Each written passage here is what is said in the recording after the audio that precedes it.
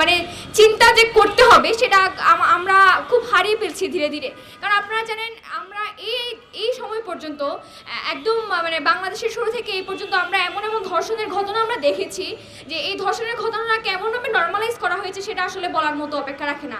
আপনারা হয়তো জেনে থাকবেন যে বাংলাদেশের খুব জনপ্রিয় একটা পর্যটন স্পট সাজেক যাওয়ার পথে আপনারা একটা জায়গার নাম শুনবেন 9 মাইল ত্রিপুরা। সেখানে কৃত্রিকা ত্রিপুরা নামে একজন শিক্ষার্থী ছিল যার বয়স বোধহয় 3 কি 4 ছিল। তাকে রেপ করার পরে তার যৌনাঙ্গে, সে আসলে এখনো বাচ্চা, সে এখনো যৌনাঙ্গ সেটা বলা ঠিক হবে না, তাকে হচ্ছে সেখানে রড ঢুকিয়ে মেরে ফেলা হয়েছে। তার বিচার এখনো পর্যন্ত আমরা পাইনি। এবং সেই সাথে আমরা যদি একটু বিলাইছড়ির ঘটনাটা বলি, বিলাইছড়িতে 2 জন কিশোরীকে ধর্ষণ করা হয়েছিল এবং ধর্ষণ করার পরে তাদের নিয়ে যখন আমরা বিক্ষোভ করছিলাম, আন্দোলন করছিলাম, তাদেরকেও দমন পীড়ন করে রেখে দেওয়া হয়েছিল। এবং সেই সাথে এই শাহবাগে আমার যতবারই আসা হয়েছে কোনো না কোনো ঘটনার জন্য, কোনো না কোনো হুমকির জন্য, কোনো না কোনো রেপের জন্য। ইভেন কয়েকদিন আগেও আমরা ঢাকা বিশ্ববিদ্যালয়ের সব শিক্ষার্থীরা যখন আসিয়ার ধর্ষণের ব্যাপারটা নিয়ে গিয়ে পুরো ক্যাম্পাসে যেরকম একটা আন্দোলন করলাম, সেখানেও দেখা গেল যে আশিয়ার বাবাকে পর্যন্ত পরে তুলিয়ে নেওয়া হয়েছিল।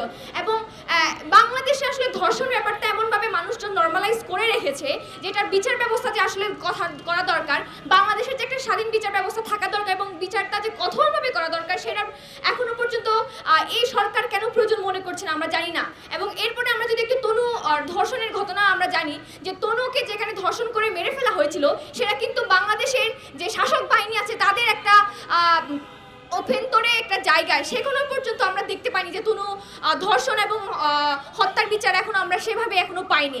এবং বাংলাদেশের পার্বত্য চট্টগ্রাম এমন একটা এরিয়া যেখানে আসলে শুধু ধর্ষণ কেন, আপনাকে যদি খুনও করে ফেলা হয় তাহলে সেখানে কোনো ধরনের বিচার ব্যবস্থা আমরা নিশ্চিত করতে পারি না। কারণ আমরা আসলে আমাদের যে সংগ্রামটা জন্মের পর থেকে আমাদের সংগ্রামটা যে সেভাবে শুরু হয়, সেখানে আসলে এই যে বিচার ব্যবস্থা, মানুষজন বিচার ব্যবস্থার উপর এমনভাবে আগ্রহ হারিয়ে ফেলেছে। আমি জাস্ট কালকে দেখলাম যে এই সভা সমাবেশ করার জন্য যখন প্ল্যান প্রোগ্রাম নেওয়া হচ্ছিল, গণযোগাযোগ মিডিয়া যখন দেওয়া হচ্ছিল, মানুষজন তখন বলছে এই রাস্তায় দাঁড়িয়ে কি লাভ, কথা বলে কি লাভ, আমরা তো সবসময় দাঁড়িয়েছি। এবং দেখা গেল যে আউটকাম হিসেবে আমরা কিছুই দেখতে পাচ্ছি না। বারবার দেখতে পাচ্ছি আমরা রাস্তায় দাঁড়াচ্ছি কিন্তু কোনো ধরনের ফলাফল আমরা দেখতে পাচ্ছি না। কিন্তু আমি সবাইকে আসলে যে জিনিসটা বলতে চাই যে আমাদের এই পুরো জীবনটা একটা সংগ্রাম, আমাদের অস্তিত্বের সংগ্রাম, আমাদের আইডেন্টিটি নিয়ে সংগ্রাম।